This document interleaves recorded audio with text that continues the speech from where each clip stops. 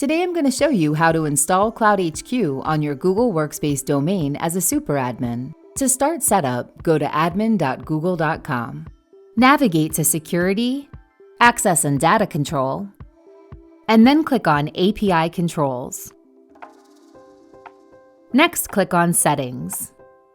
Now click on Unconfigured Third-Party Apps, and ensure that Allow Users to Access Any Third-Party Apps is enabled. Next, we'll check Internal Apps and verify that Trust Internal Apps is selected.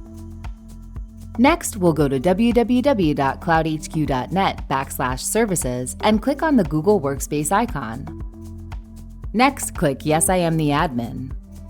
Click on Verify Google Workspace Administrator Email. Now that your Google Workspace has been successfully added to cloudHQ, we can add users. Navigate to the Users tab. Select your cloudHQ app here. I'll select all cloudHQ applications. Now scroll down and you'll see your Workspace users here. Click Add User next to your teammate to add them to your team.